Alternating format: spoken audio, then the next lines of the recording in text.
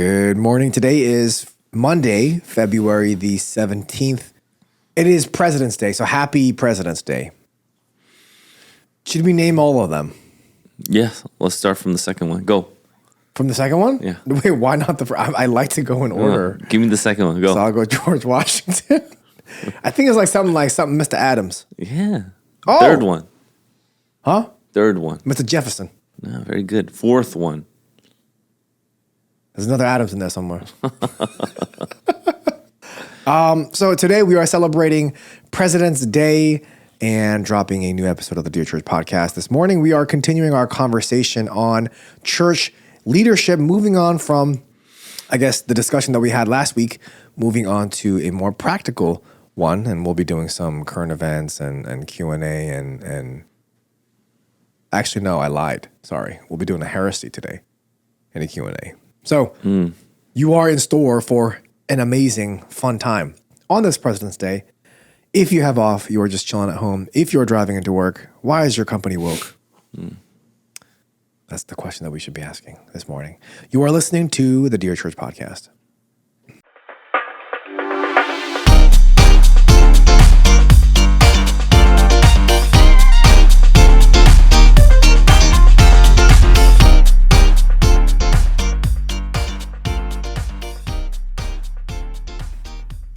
Welcome to the Dear Church podcast, where we exist to fill your ears and your minds with the study of God to see the world as disciples of Christ.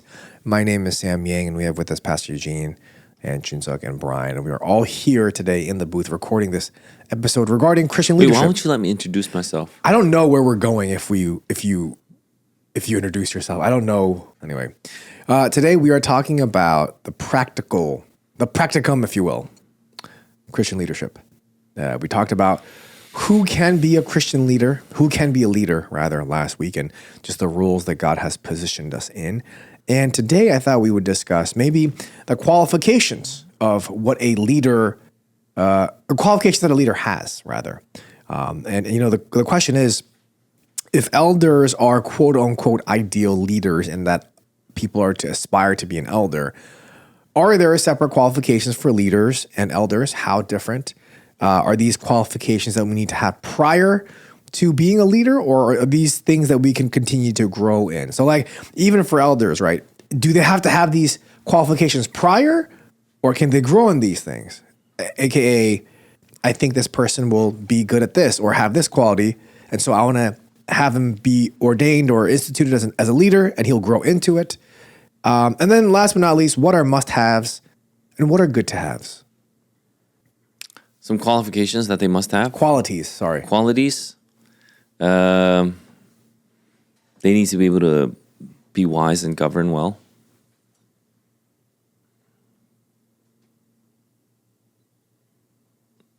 Thank you. What do you want me to say? I guess maybe like some characteristics that we should be looking for. We read in Titus and we read in Timothy about the qualities of a deacon and the qualities of an elder. So church leadership, not just leadership in general. Yeah. I think it does kind of, translate into the world out there. And I think this is one of the things that we have missed out on is because people have separated the church from the rest of society. If there's something good in the church, we're afraid to bring it out. But if it's something bad, apparently everybody's encouraged to bring it out. And this is kind of a cultural moment now where hopefully people will see, oh, that's actually not maybe the best way to handle things. And so there was a need. First of all, there's a need. And so maybe we could go to the need first. The need for leaders. Yeah, Exodus chapter 18, verse 13 and on. Whatever you feel like is comfortable to end. Oh, but at least go to Jethro. at least go to like 20. Well, at most go to 23, but 18. This is Exodus chapter 18, verse 13 and on. The next day Moses sat to judge the people, and the people stood around Moses from morning till evening. When Moses' father-in-law saw all that he was doing for the people, he said, "What is this that you are doing for the people? Why do you sit alone, and all the people stand around you from morning till evening?" And Moses said to his father-in-law, because the people come to me to inquire of God, when they have a dispute, they come to me, and I decide between one person and another, and I make them know the statutes of God and his laws. Moses' father-in-law said to him, what you are doing is not good, you and the people. With you will certainly wear yourselves out, for the thing is too heavy for you. You are not able to do it alone. And then he gives advice on how he should set up elders, from how in verse 21 he has to look for able men from all the people, men who fear God, who are trustworthy and hate a bribe. And then he's supposed to place these men over the people as chiefs of thousands, of hundreds, of fifties, and of tens. And then they are to judge. And so it's talking about Jethro's advice to Moses, setting up leaders within the people. Yeah. And the church has adopted it. The states have adopted this idea. The United States, rather, have adopted this idea where we have, courts of different jurisdictions, of larger and larger jurisdictions. And then we have, going all the way up to the federal judges, district judges, then to the Supreme Court, which is the highest court of the land. And so we have, things that actually mimic and follow this wisdom. It's also verified and affirmed by God in Deuteronomy chapter 11. And we see that leaders are, number one, there needs to be a vacancy. There has to be a need. Yeah. And number two, they need to be of a certain quality. And so there needs to be a need, and they need to have a certain quality about them. And this quality is something that people are really looking out for. And I think that's a good thing now. What are the kind of qualities that we would want in a leader? And this is why I think politics has become so divisive. Even the things that we talk about, everything's like a polemic now. Everything's like, well, you said this, and then it's just a back and forth of there's no good, real answer that people can be satisfied with. And I think it comes down to our understanding of leader. So what kind of leader, because we've been talking about Trump a lot, what kind of leader is Donald Trump? Is he a Josiah or is he a Jehu? And so I don't think anybody thinks he's a Josiah. I don't think people think he's a Christian. People, I think, consider him more of a Jehu.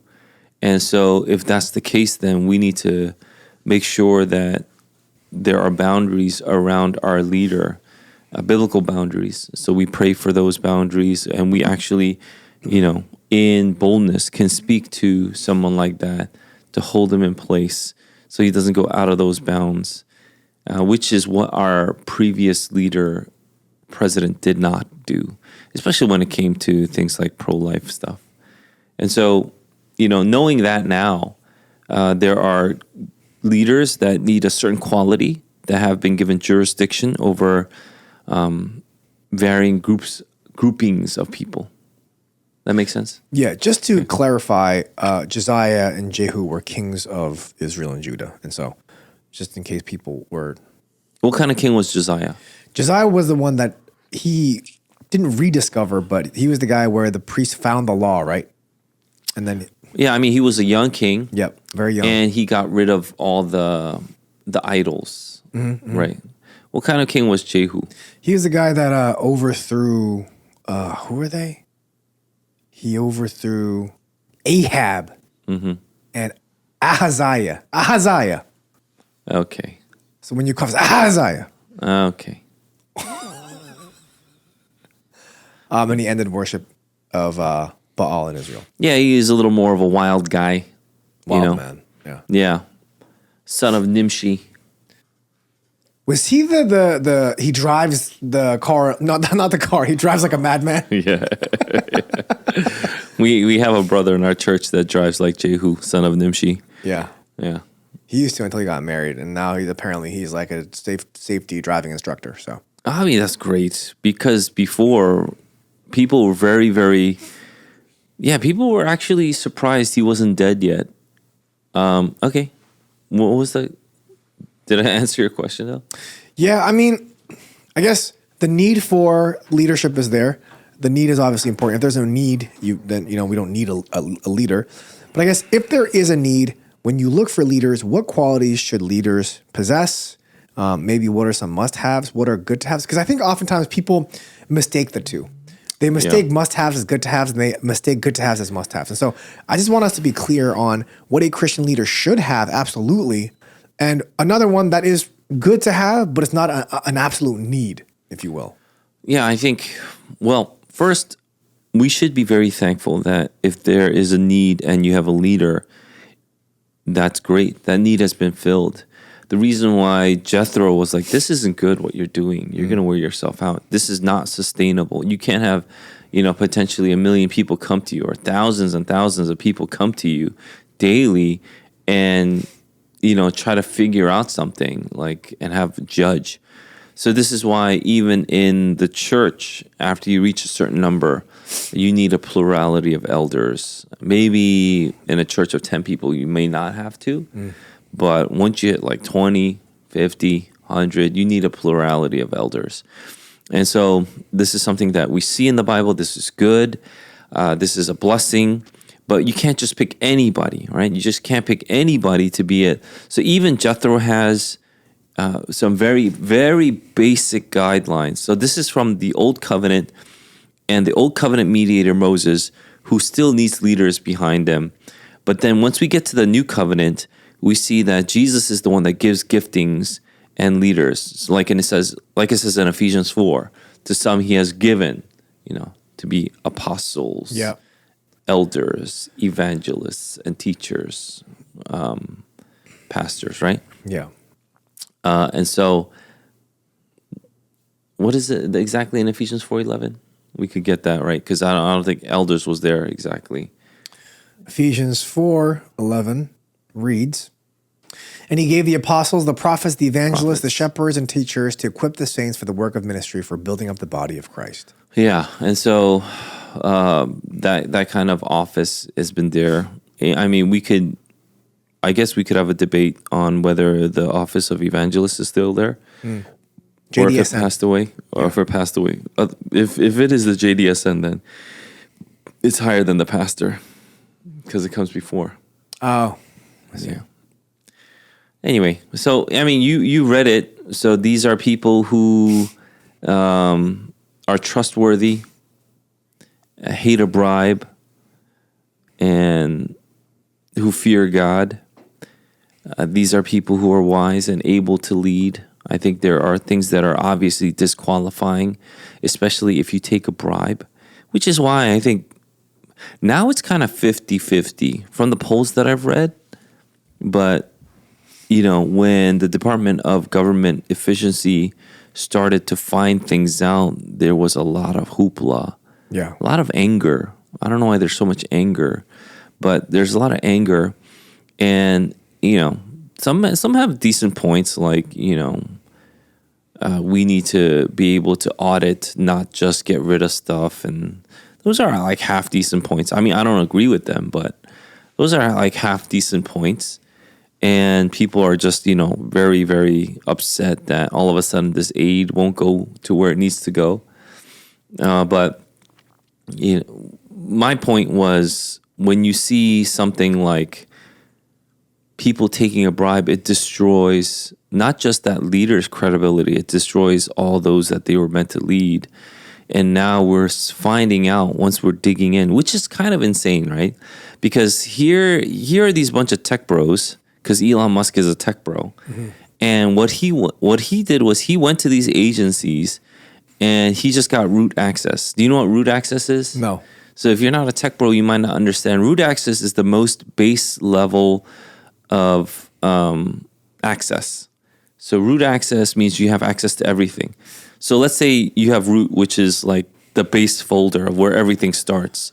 And then from root, you have other folders. And you could give people access to these really top-line folders. That means they won't have anything prior. So when you branch out from root, you could have these other folders of this department or this section here or this group here. But root means you have access to everything. And so he goes into these departments, he gets root access, and he finds out everything. He finds out this money's going here, this money's going there. And now what we're seeing is, wow, a lot of these government officials were on the take from U.S. taxpayer money.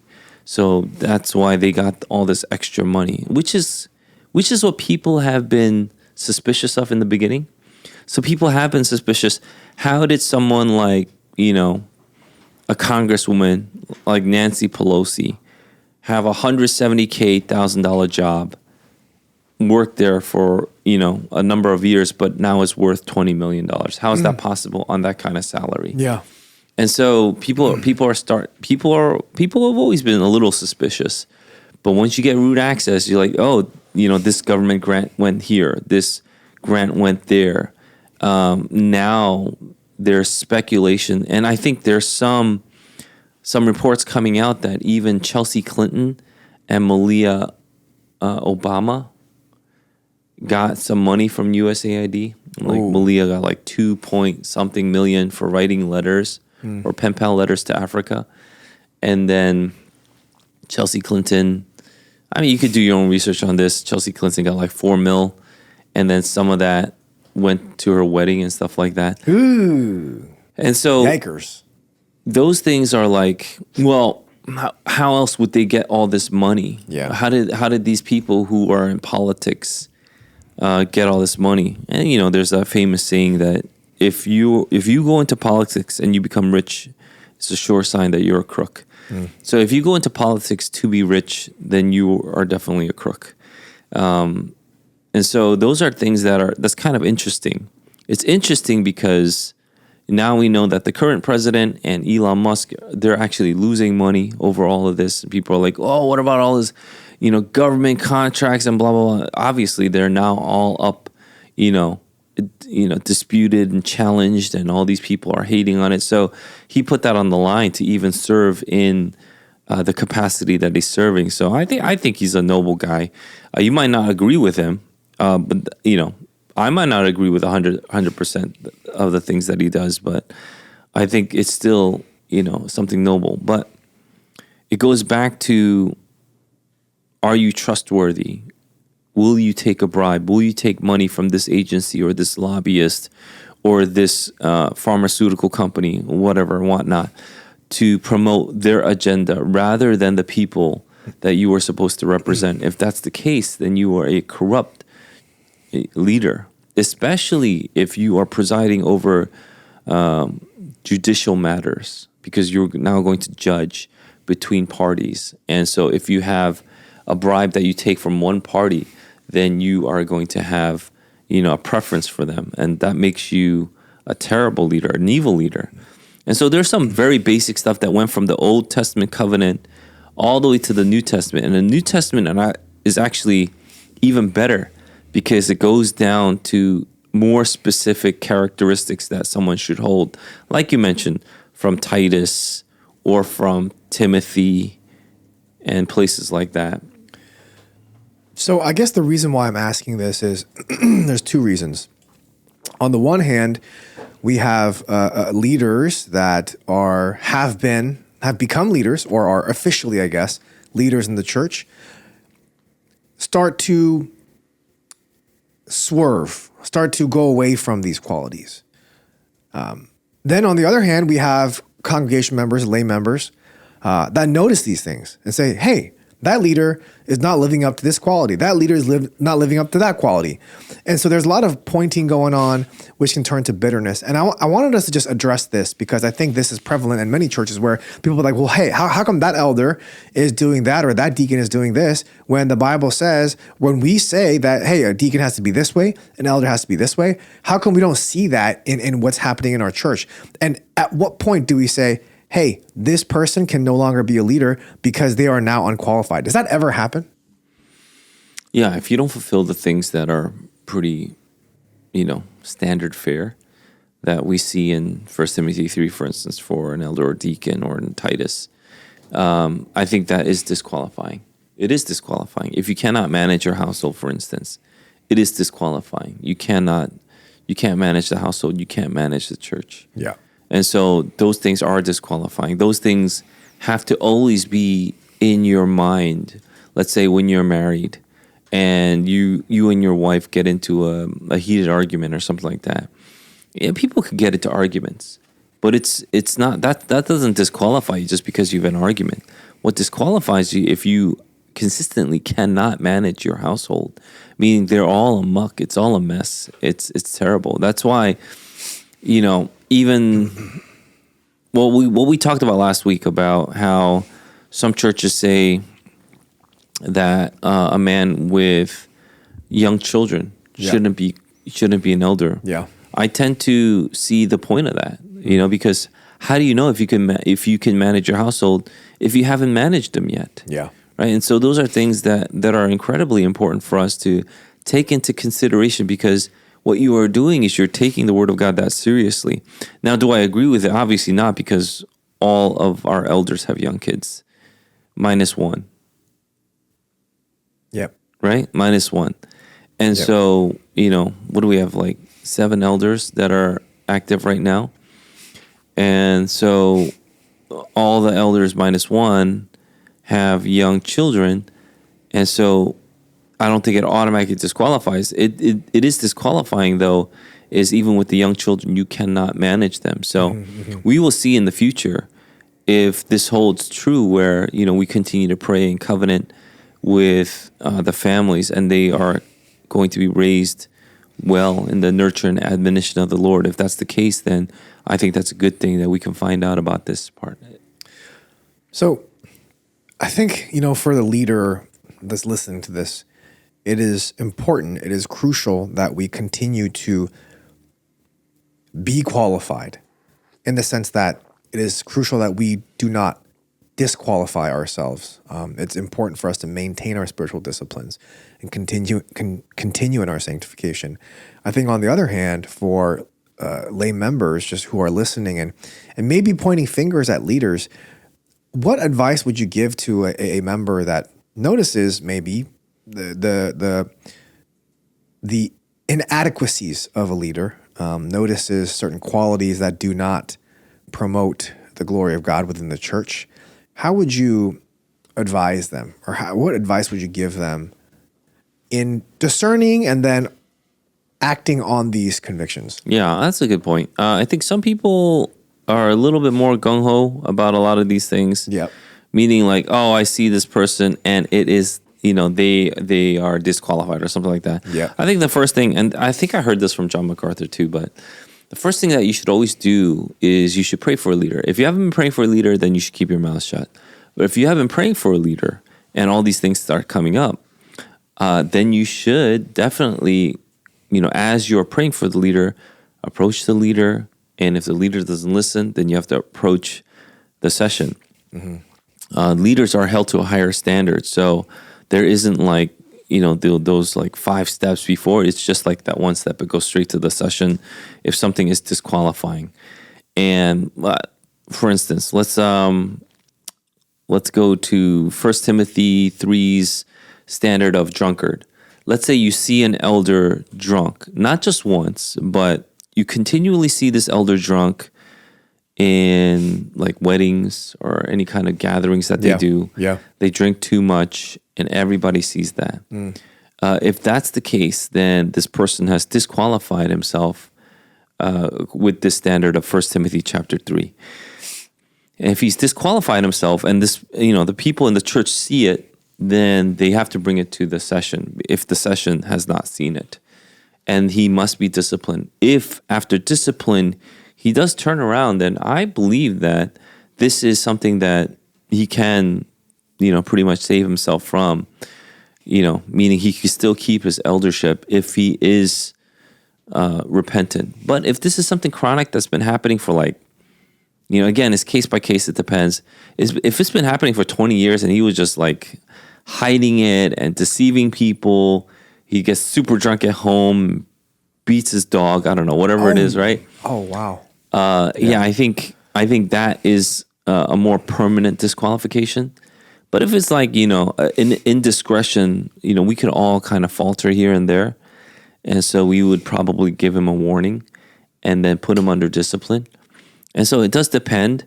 But I would say because it is disqualifying, we would take it that much more seriously, meaning he probably will have to sit out of the session. He probably needs to take some time. things like that. We would do all these things and then see how this person responds, because some elders respond very negatively to discipline. And then you know that this person did not have a gentle heart, was actually quarrelsome, is more than. So usually people who are disqualifying are disqualified with more than just one single thing. I see. But the people that bring up stuff like this, I tend to see it as, if this person has been praying for the elder, the way they bring it up is different than the person that has not been praying for the elder. I think people are quick to speak, and the people that are quick to speak, especially negative things about an elder, are the people that you probably have to watch out for, because they're more likely to be wolves in their divisiveness than they are people that really, really are concerned for the unity and the maturation of the church. If you're really concerned about the unity and maturation of the church, you want to root out the sin in a very serious manner. But at the same time, it's not so that you get hurt or you feel like, people should be listening to me. And there's always something that always stands out to me when someone brings up something, right? Yeah. About someone else, brings up an accusation about someone else. I always try to listen for what their heart is really saying. And, for the most part, we see in our church that people bring up concerns and some of the things that they may not have been very, very much at peace with. They do bring it up to me, but thankfully, what I've seen is in a very humble manner. Like even things that they would bring up against me, they would come to me in a very humble manner and say, Pastor Eugene, this is something that I wished you would do, but maybe you're not doing this. Could you address this? And I said, okay, of course. And so, those are things that people have come in the past about me or some other elder. And these are things that we could always talk about in a church. See, I don't see why that's a bad thing. I think that's a good thing. And it also goes down to the household. If you're like, let's say we bring it down to the household, because eventually I want to bring up the household again later anyway. Well, let's say, your father is doing something that you don't necessarily like. I don't know. He always eats at the table really quickly and obnoxiously and just gets up and leaves without obnoxiously. Oh, and then he eats and leaves. And you're like, I wish my dad would spend some more time at the dinner table with me. Yeah. So you bring it up to your dad and you're like, Dad, I would love to maybe have a longer conversation with you at the dinner table. I think that's a good time that we could talk. Is that okay? I don't know if you brought it up to him like that. He may or may not take it well. But then if you bring it up to him in a brash manner, it's like, Dad, you never do this, blah, blah, blah, blah. Maybe the dad is very gracious and he'll still listen to you. But I think that attitude that the son or daughter would have that brings it up to the dad, that needs to be corrected because the attitude's whack. And so there's no respect, there's no honoring, like that needs to be corrected.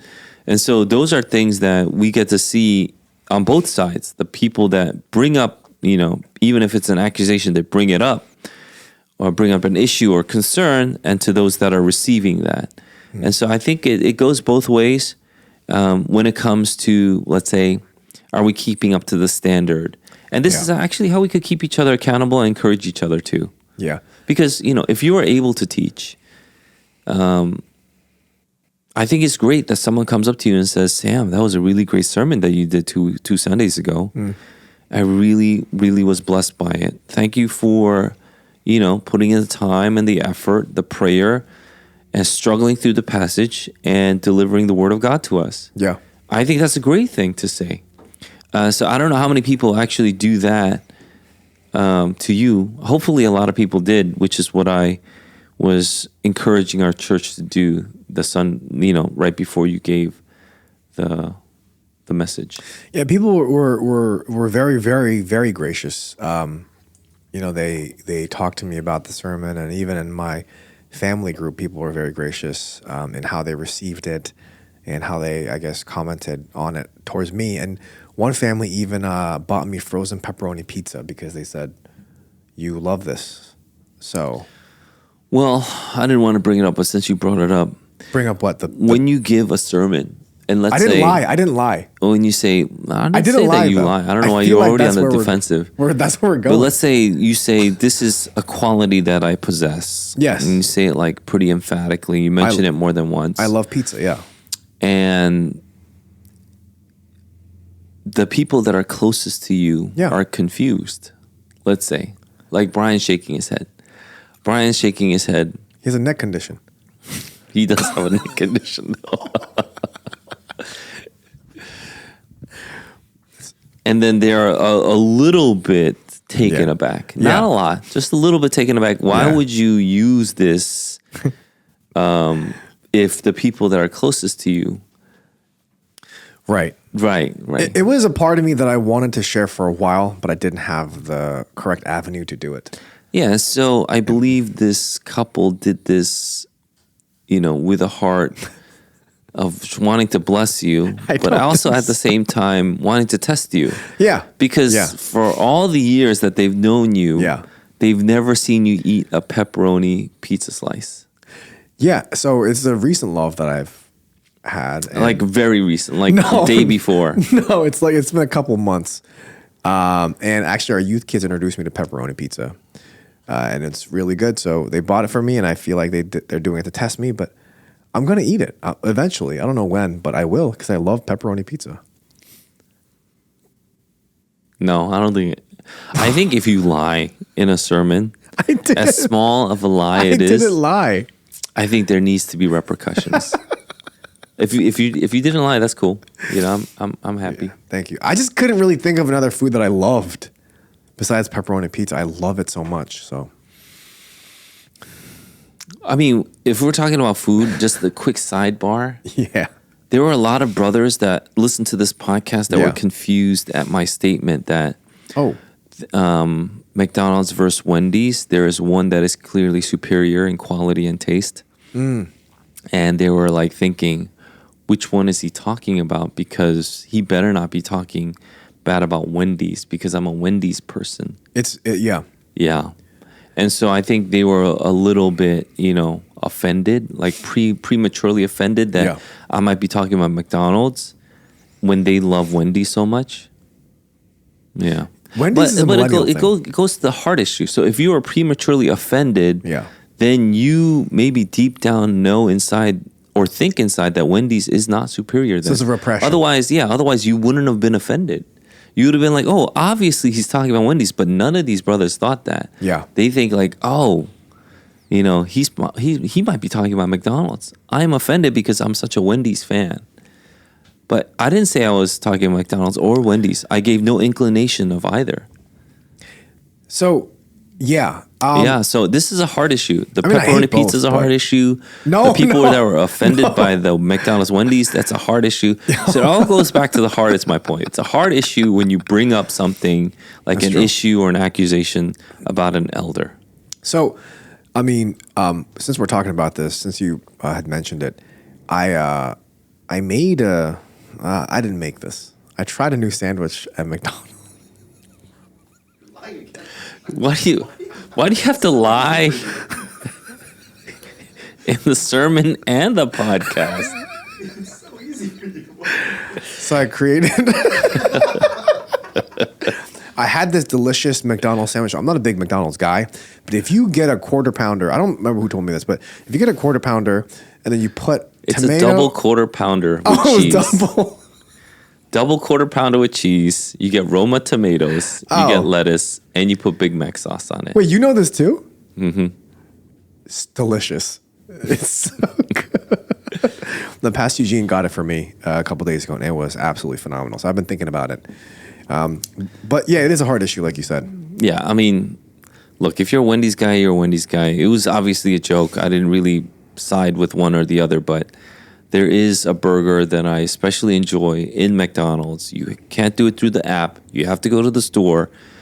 If you're a big app guy, then you could just always put in your code when you get to the store and get your points that way. But you go to the store, get a double quarter pounder with cheese, Roma tomatoes, lettuce, and Big Mac sauce.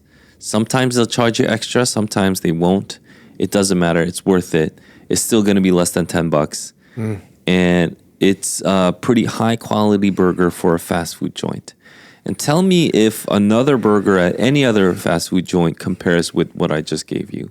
And I would love to try it. Honestly, I would love to try it. Because if you have a burger that is superior than the one I just gave you, then give it to me. I would love to try it, and I will rate it here on this podcast. It is pretty good. I'm not going to lie to you. I'm not a huge McDonald's guy. Tell me another fast food burger that's better. I don't know. You could say In-N-Out, Monster style, all that stuff. Maybe. I've tried it. Yeah. I've tried it all. That's the closest one that I could think of. In-N-Out, double, and animal style. Chopped onions, grilled onions, jalapenos. I don't know. I can't think of one, to be honest. And that's you. You didn't have a bias before. If anything, you were biased towards Wendy's. Yeah, because I think Wendy's is a millennial thing. I think.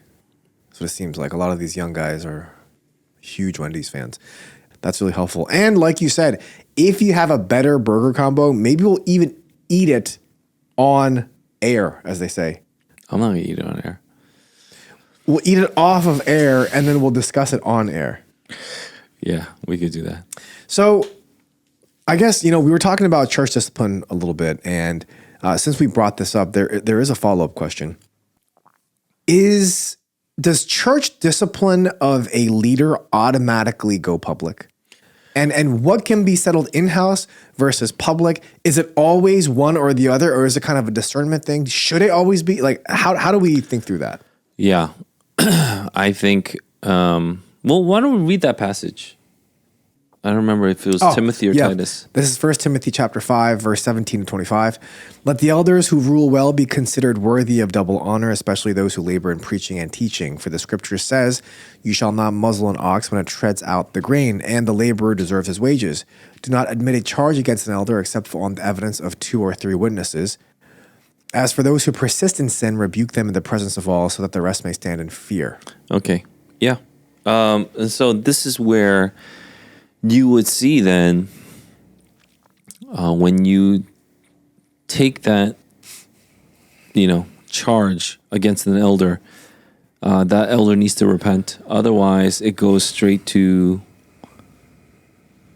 the congregation. Yeah. Yeah, that's what it is. I think that's why elders need to stand more in fear when they potentially would sin.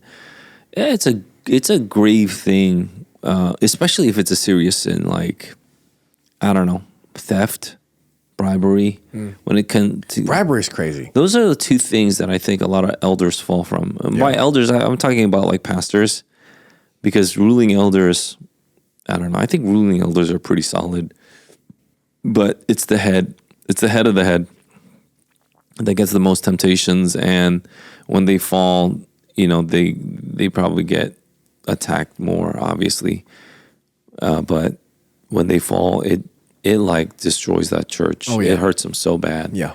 For decades, maybe even forever, that church will be struggling to get back on its feet. And so those are the two big things that I see for head pastors. It's sexual immorality and money. And so those are the two things that you always have to keep guard in. And so when you do stuff like that, having an extra guard rail up for, the senior pastor, I think is a good thing.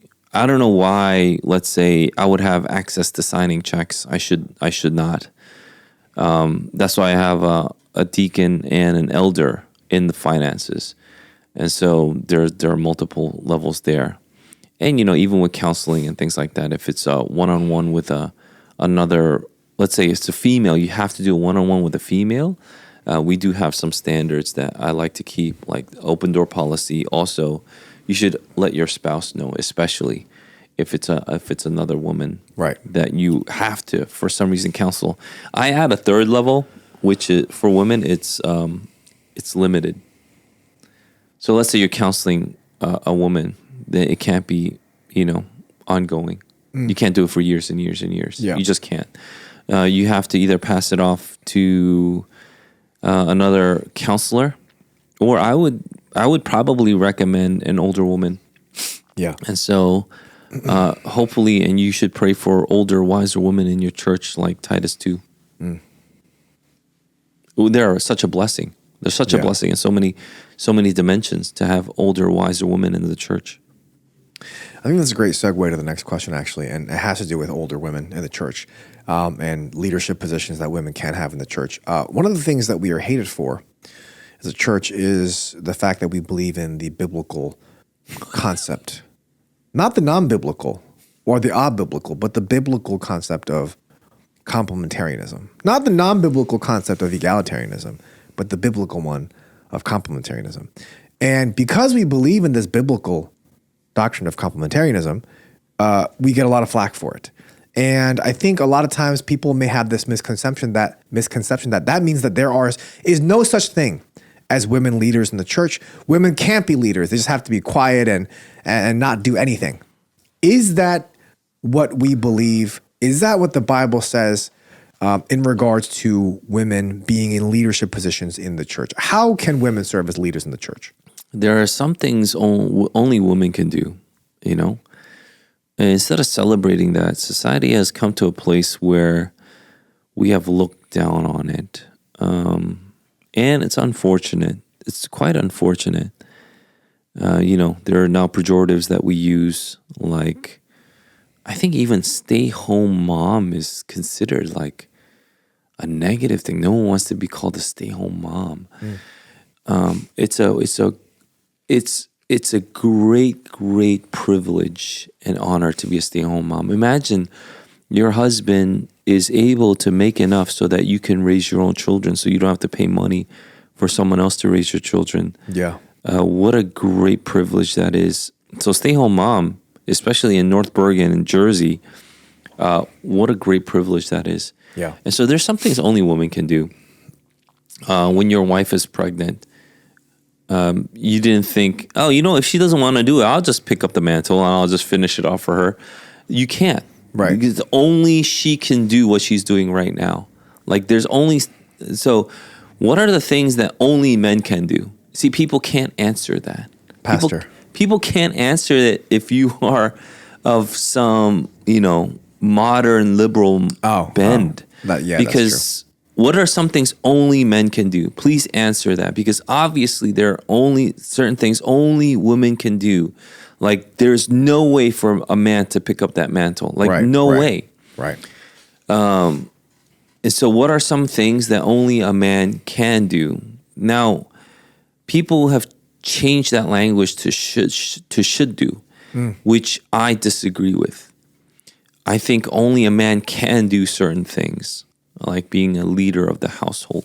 Only a man can do that. Being an elder, only a man can do that, not should. And so because we've changed even our language, we don't keep to, let's say, the precepts that we see, not just from the New Testament. This is not just Paul talking. We're talking all the way from the Old Covenant that is carried on to the New Covenant. These are some things that are universal from the beginning of creation. And so then when a question like, well, what can women do? That is a misleading question, because it already presupposes or gives you that inclination that, if women can't be leader, what can they possibly do? Poor old women. Yep. This is not true. Yep. There are some things that only women can do that are an incredible blessing to the church. Case in point, what I just mentioned about older women leading younger women. What a pivotal role that is for an older woman to do that, and that men cannot do, that older women have been charged to do, especially in teaching women how to be women.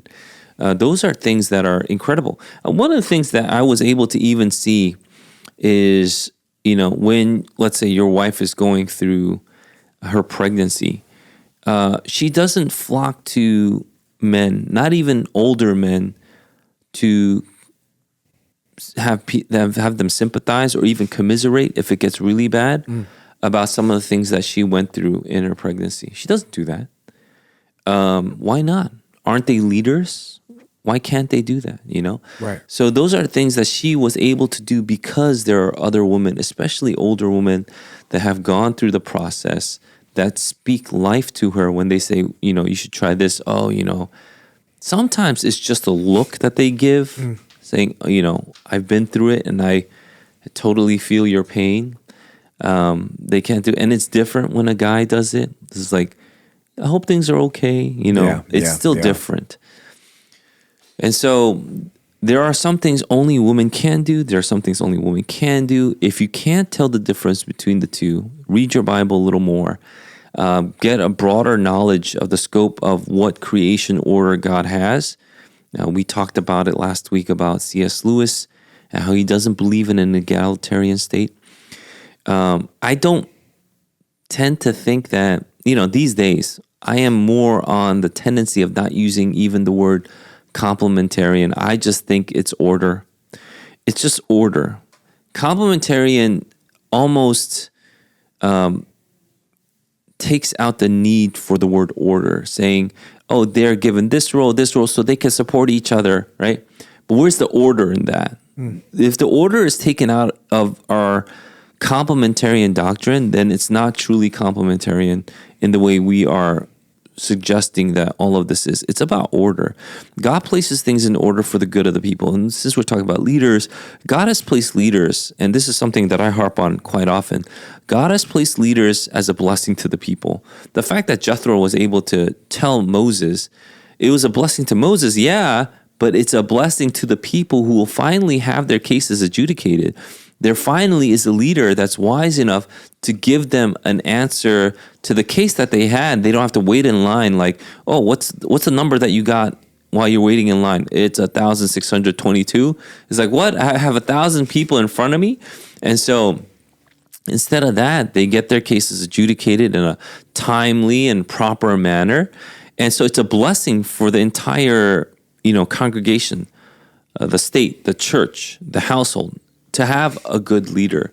And that's why we want to see leaders as a blessing for the most part, especially if they are qualified and they fit that profile that the Lord is saying we should have. Yeah, I think listening to this podcast, well, I guess I'm not listening because I'm here. So what am I doing?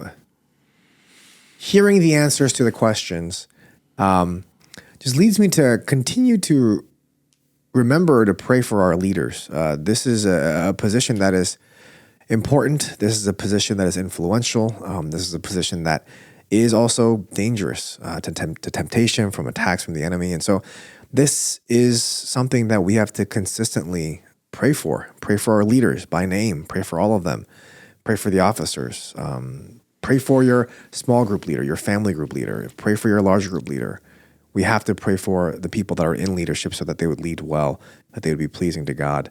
We even read at the end of the book of Joshua this morning for our staff devotion, how the people obey the Lord and they serve the Lord during the time that Joshua was alive and during the time that the elders that saw what God had done throughout Israel's history, as long as they were alive, they served the Lord. And there is a correlation between who the leader is and the obedience of the people. And so I think it's just really, really important. That passage reminded me again just of how important it is for us to pray for our church leaders. And so it's just a reminder of that for us as well today, I think. With that being said, I guess last question on this topic of leadership is, if you are currently a leader, how can we be a better leader? Some tips, some advice, some guidelines on how we can be a better leader if we are currently leading right now. This is what my mom told me when I was aspiring to be a pastor. She said, you have to keep prayer a priority. And I think, the longer I am in ministry, how true those words ring, as like a diamond of advice. And so if you want to be a leader, make sure you're a person of prayer, man, woman of prayer. Pray daily, pray always, pray constantly, pray alone, pray with the gathering of the saints, come to all the prayers. I honestly, when we first started our church, I said, if anybody doesn't come to our Saturday morning prayers, they just can't be a leader. And that's what I used to say. I mean, obviously now people have come and told me some of the conflicts that they have if they're a leader. But it's because it was that important to pray with the saints. If you're not praying with the saints, then what else are you doing, to make up for that lost prayer time? I think that's something I would like to hear if you aspire to be a leader or you are a leader. And so keep on praying. I lied. Well, I didn't lie. I joked. I do have a follow-up question to that. And it's this idea that, like you said, I think leaders have to go to everything. And this has been the case in many, many churches that I've seen, where members will blame and point fingers at elders, at deacons that don't go to these events. So it's like, oh, look at this deacon, doesn't even go to AMP. Look at that elder, doesn't even go to Wednesday night service if we had one, or like whatever it might be. How do we think through that? And is attendance, like you said, mandatory for leaders outside of Sunday service, obviously, which is because that's a command? How serious are we supposed to take these other events like Saturday AMP? Like you said, it is important for us to pray with the saints, but Saturday AMP isn't the only time that we can pray with the saints. Wednesday night Bible study, it is important, but is it mandatory? Is it necessary for leadership? Is it a bad thing if they don't go? Yeah, I think people could see it in two ways. So I think if you just say mandatory, it becomes a burden. Yeah. If it's a joy, then it might not be a reality. Right. So it's not a joy for me to wake up. I have other things to do. What do I do with my kids and things like that? Yeah. We have a lot of people that bring their kids to AMP. They just sit in the cry room. If they're kind of being a nuisance, but people do come. I would say I first start with encouragement. Try to come, and as time goes on, I'll just continue to press. I think for me, just me saying it gives people enough of, like a pause for them to think about maybe I should attend. Yeah. And so those are things that I look forward to. I think there needs to be some kind of balance between it's a joy and it's mandatory. I think that's what I kind of see in the book of Acts. People just gathered together. It was a joy to do that, but they also felt like I have to do this. Yeah. There's no way I'm going to miss it's a responsibility, this. obligation almost. And then when, I mentioned this, but like I think it's Acts chapter 12, when Paul had to decide, the whole church got together in that area and just started praying for Paul which way he should go. And because they're like, we got to pray for this. This is important. This is about the gospel, the Great Commission. This is important. So how important do you see the mission of the church? And how important do you see us keeping up with, let's say, the sanctification of the church? And how can you take prayer out of that then in your daily lives, especially when it comes to praying with the saints? I just think a lot of it now is more like, well, what's the bare minimum kind of attitude, and not like, oh, let me do as much as I can. I get it though, but that there are seasons, and with seasons, people are like, can I tail back some of the commitment that I have because this is a season? And this is why, as time goes on, I have seen the truth of people with younger kids. People with younger kids have different commitments. They got to take them to like these extracurricular courses and classes or sports events. And sometimes that'll take them away from church events. And because of that, I kind of see now, this is going to discourage some people in the church that actually do come. Yeah. I see it as a positive too, whereas I think some of these people that are leaders, if they weren't leaders, they probably might not have even come to church at all. Who knows? So I don't see it solely with one lens. That's all I'm saying. But in the end, I think we should try to encourage people to come. And, when people come, there's always like some kind of encouragement that they do receive, but there's an encouragement that they give. And this is what I kind of focused on the officers retreat, where we went through Hebrews chapter 10, verse 25, not to give up meeting together as some have inclined to do, but to stir one another up in love and good works. So continue to do that. You can only do that if you meet together. Yeah. I'm sorry. You can only do the stirring up to love and good works if you meet together. So that's my encouragement to everyone listening. Go to your church's prayer meetings. Make it a priority. And if you have other obligations, then make sure that you have a goal set to get those to the side so that you can make your church prayer life a priority. And one thing that I've noticed with a lot of people is when they go to these prayer meetings, when they go to these Bible studies and go to these services, no one ever regrets going to it. It's getting out the door and coming here. And then once you attend and once you have fellowship with the saints and hear the word of God preached and sing songs of worship, no one regrets doing that. No one says, "Oh, I shouldn't have come today." Yeah, I mean, I think there's different people, different cultures, different personalities. Like because this is a podcast, and you ask me questions, people know a lot about me. Yeah. I don't know you though. I don't know the people that are listening as much as they would know me because I'm sharing my life, but you might not have to always necessarily agree with the things that go outside of these very basic values that we see, foundational values. Yeah. And this is what I mean by, because I think we're coming to a close. I wanted to get to this point. I mentioned that I wanted to get to this point, but in the household is the most strict rules. And then as you go out from the household, the basic foundation lies, but the strictness of how you carry out those rules aren't there. For instance, if you say, in this household, Adeline, My and daughter. for all babies, Yeah. our bedtime is 8 p.m. Let's say you have that rule. Yeah. Is that good for Chunzak's household or Brian's household or my household? No, you wouldn't necessarily do that. No. But you would say there's a basic foundation where there should be, a bedtime for young children. They Yeah. can't just stay up until 3 a.m. Yeah. Yeah. Yeah. But there might be a household be like, no, our kid has to stay up till 3 a.m. I don't know. For whatever reason, there's an exception. So as you go out, the foundations are there, but how you carry it specifically, like what you said, the pragmatics, that might change or vary little by little. So the foundation is there. Priority should be the prayers and the prayer meetings of the church. Mm-hmm.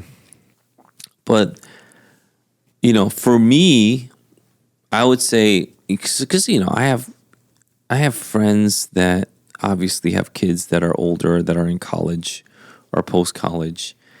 And they would always say, well, when you have a kid, I don't think you're going to be like that guy who you say we should be. Meaning, like, if your kid has an eye for a certain talent, has a gifting. Let's say I have a kid and this kid is amazing at soccer, so much better than every other kid in the neighborhood. They would say, you're not going to take him to a little sports camp? You're not going to give him a shot at this little thing? You're not going to sacrifice a few prayer meetings here and there so that he could have a shot at being perhaps a really good soccer player? And I would say, this is me personally, I would say no. I'm not going to take him out of a church event so that he could go play soccer.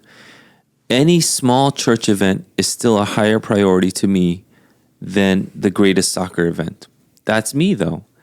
And so people are like, well, I'm going to hold you to that. It's like, please do.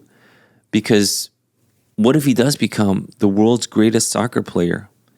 I would say I'm very happy for him.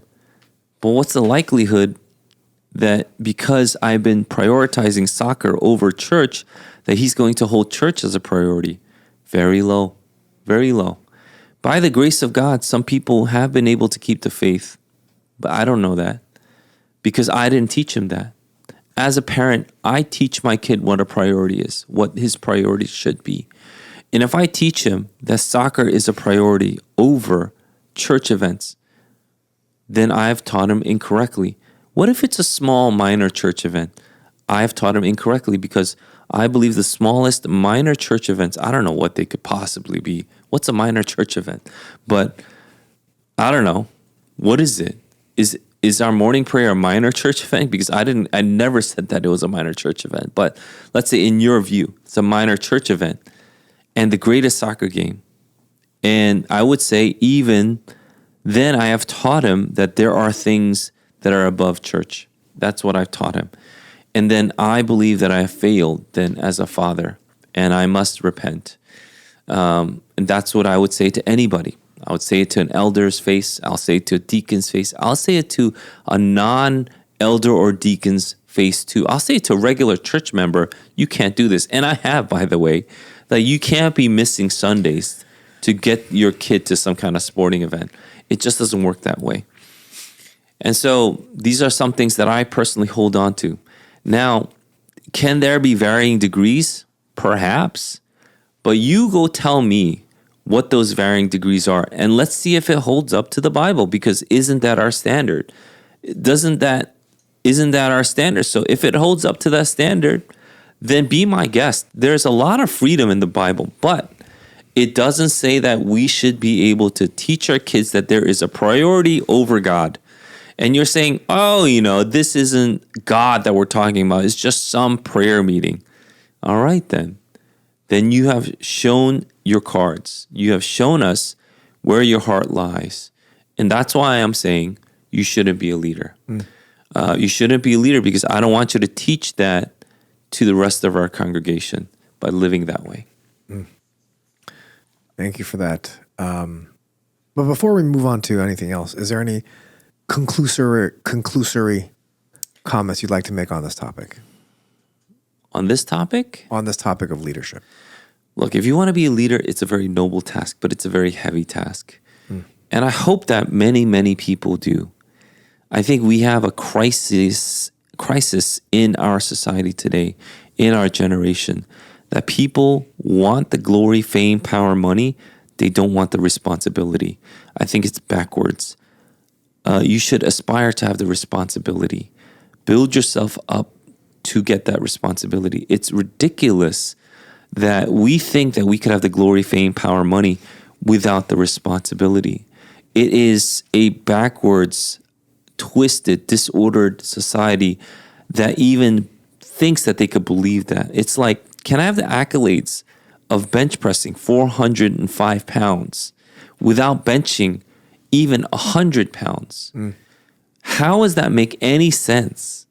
So if you want the accolades of being able to bench 405 pounds, then I would say bench the 405 pounds first. If you want the glory, fame, power, money, then make sure you are able to be responsible so that you can handle that glory, fame, power, and money.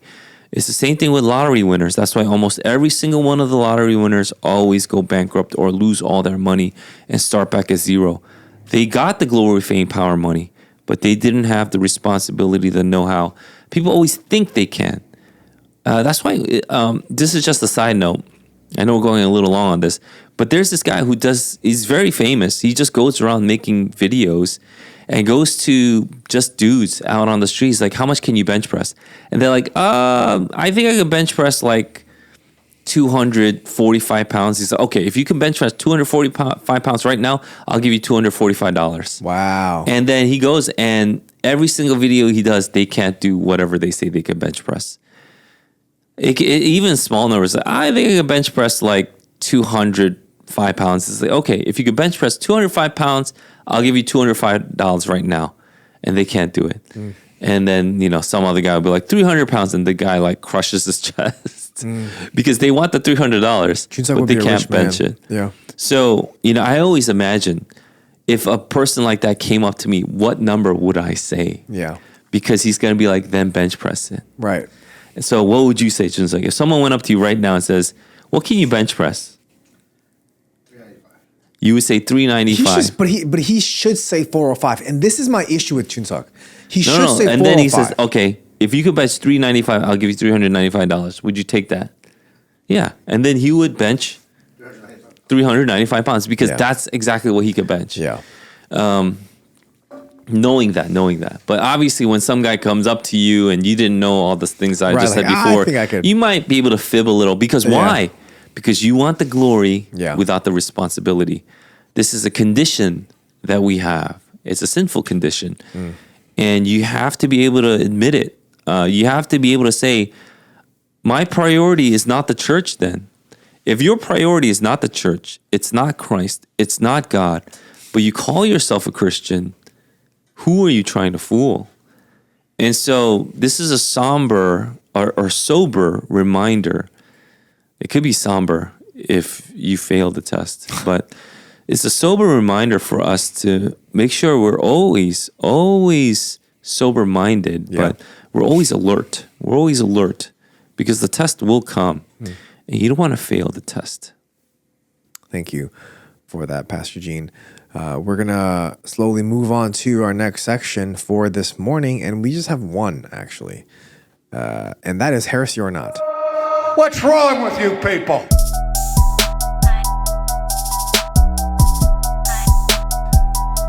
I actually don't know when this was, but it was sometime last week because they have since then removed this tweet. Sometime last week, Rick Warren tweeted something, and even if you look for it now, you can't find it, but I have it. I have the picture of it, and so Brian can actually put it up, but you can't find this on X anymore. And the tweet read, John 19:18. They crucified Jesus with two others, one on each side, and Jesus in the middle. The guys on both sides were thieves. If you're looking for the hashtag real Jesus, not a caricature disfigured by partisan motivations, you'll find him in the middle, not on either side. So, he's saying a lot here. Could we dive into this? Is this true? What is Pastor Rick Warren saying? Has he lost his marbles, or is this something that's wise that we should be considering? Yeah, he has got a lot of, he was roasted for this actually. Yeah. Like by Meg Basham and a bunch of other people, on the Twitter sphere or the X sphere. Yeah. For posting this up. Yeah. Yeah. His church was kicked out of the SBC for wanting to ordain women or for ordaining women. Just the principles that they have and the doctrines that they hold to are just not in line with the SBCs, or I would even go as far as to say just evangelicals in general. But he has probably gone so far off now that we have no idea where he really stands. Yeah. But this middle doesn't fool anybody now, especially the Gen Zers, I think, have wised up to talks like this. And so, two thieves on both sides. Where was Jesus in the middle? So we should be politically in the middle. That makes no sense. That's where the answer is. Yeah. No, man. Jesus is the truth. Jesus is the center, period. It's not in relation to what's left and right. It's he who is the truth. He is the ultimate cornerstone, the center of all that is. He is the truth, the way, the life, and what he says goes. The whole left and right, just to give you a little history, the whole left and right really comes from, politically, it comes from the French Revolution, where the people on the left were the atheists, and the people on the right were Christians. And the atheists wanted to be ultra progressive.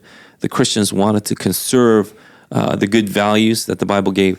Now it has come to mean, it has evolved to mean something slightly different. We want more freedom. We want some progression. So there is a little bit of left, even in some evangelical, groupings, but the right is more like conservative only, and some people are on the right without even being Christian, which, in my opinion, is an impossibility. But that's where it comes from, and so just to not know any history, to not know where the origins or the etymology of all this comes from, is a failure on his part. But the whole tweet is all wrong. There's so many things wrong with it. It's probably one of the worser takes that we've seen in the last few years from these big Eva types. And that's why he deleted it, I think. But, probably because he got so much pushback. Maybe he thought he'd get love. Look, I think there was a time when this would have been accepted. Yeah, I think so. Like the Tim Keller days when he would hang out with Rick Warren and a bunch of those other Big Eva types. But now Big Eva is a pejorative. People don't want to be considered to be a part of Big Eva. In fact, people who are still fans of maybe Tim Keller or Rick Warren or, Russell Moore or these guys, they might be offended. Like, how dare you? How dare you, detract from their legacy and things like that? Well, I'm not. I'm just saying this is where they have continuously and, kind of propagated that there needs to be a third way or a middle that people need to land on if they want to be, gracious and they don't want to be too polarizing. And nobody believes that now. Yeah. Especially someone like Brian. He does not believe it. He gets really upset at Brian, that. like our staff, Brian? Yeah. His hair starts going up. Yeah. He does get offended pretty easily about that kind of stuff. Yeah. I mean, if that's his passion, I would say just give him his passion. Yeah, let him be passionate about this. It's good. It's good to be passionate about something. Before it was dance, and now he has slowly gone to the place where, he just dances with his words. Oh, yeah. Yeah, master dance. He's probably better at dancing with his words than he was dancing with his body. I mean, that's what he's aiming to do. Hopefully, yeah. We'll get there. We'll get there. Yeah, like we'll all help him get there. Yeah, I mean, I think there's so many things wrong. I mean, what did you think? Why don't you tell us, Elder Sam? When I first read the tweet, I thought this is really funny. Not like funny. Like I didn't laugh, but I thought this is not why he was crucified in the middle. But yeah, why was he crucified in the middle? I actually don't know why he was crucified in the middle. He was crucified in the middle because he was the execution of the day. All the side guys are just guys that were going to... But he was the biggest execution. He was the entree. Right. He was the ticket of the day that... the spectacle of the day that the Romans wanted to put out there. Mm-hmm. That's who you put in the middle. That's why Jesus was in the middle. That's why he got a sign, King of the Jews. That's why Pilate put him there. And that's why he was in the middle. He wasn't in the middle because he was in the left and right politically of somebody. Yeah. Like, what? Yeah. Like, it's a tweet done in such poor taste. Yeah. Yeah. And it just kind of makes you think that, you have to be moderate because that's what Jesus was. But even on the topic of abortion, which we've mentioned a lot of times, Jesus would not be in the middle. That's not... It just you're overgeneralizing something to get clicks, and it doesn't even make sense. Maybe he was trying to aim for something like, if you are of Jesus, then you're hated by the left and right. Oh. If he said that, I don't think so though. But that would make sense. But what if he said that? Would you have liked it better? I think I would have liked it a little bit better. Yeah. Okay. I wouldn't have. Brian would not have liked it. Brian would not have liked it. He would have challenged you. He said. He would have slapped you with his gloves and say, "I challenge you."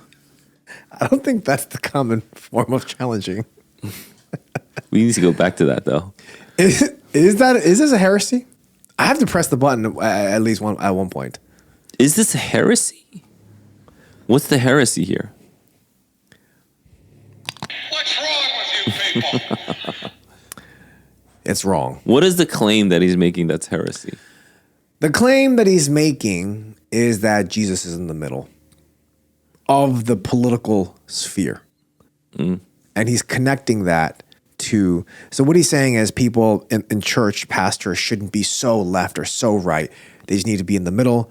They need to love everybody because that's where Jesus was when he died. Oh, it's a misrepresentation of Christ for sure. Yeah. I wouldn't go as far as heresy. He just doesn't know Christ. I don't know. Which is so sad because what was the book? Something meaning life? Purpose-driven life. Purpose-driven life. So many churches. Oh yeah, 100%. Bought this book. Oh yeah. And then purpose-driven blank, purpose-driven church, purpose-driven blank, purpose-driven husband, purpose. It just went on and on and on. Yeah. And he made millions. Yeah. Yeah. So all that to eventually tweet. If you're looking for the hashtag real Jesus, not a caricature, disfigured by partisan motivations, you'll find them in the middle. Not on either side. And people were supposed to say, wow. Yeah. I mean, I don't think this is like his magnum opus, but it's just... you know, it is something that he said. And so, I mean, the reason why I bring it up isn't to ridicule another Christian. The reason why I bring it up is because stuff like this catches, even though it's been removed. Thoughts like this and tweets like this by famous and popular evangelical leaders, it catches. And I think our people sometimes get that. And so I just wanted to address this so that we know what the truth is and we just move on. Like he moved on. He deleted it. So he moved on. We should move on.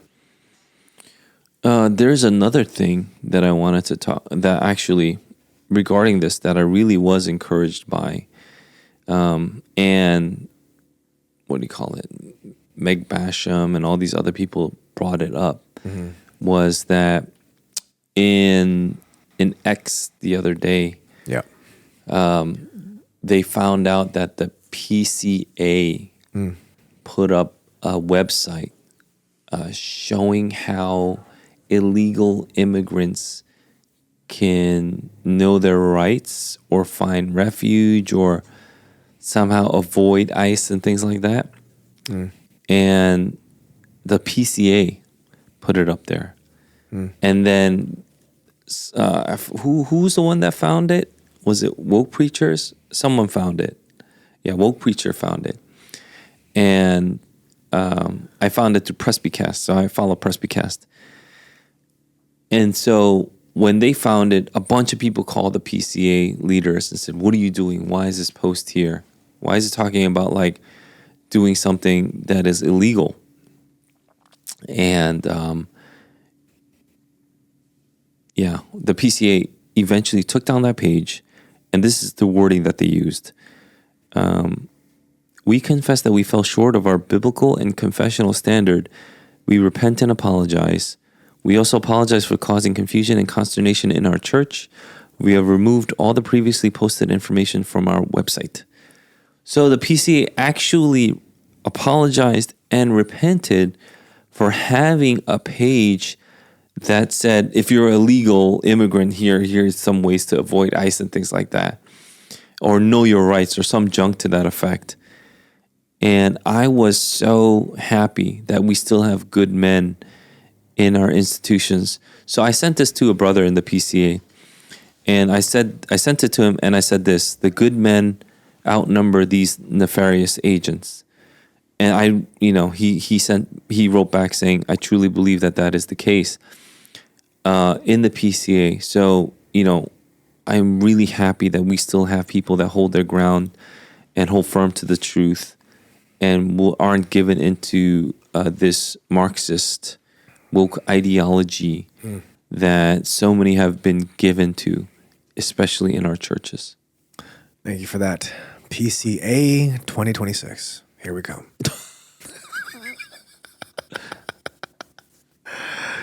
Thank you for that, Pastor Gene, and we thank you for listening to this episode of the Dear Church podcast. Join us next week as we will be discussing the landscape of Christianity in America. What do I mean by that? You'll find out next week. We hope and pray that this has been a blessing in your ears. Fight the good fight, finish the race, keep the faith. Peace.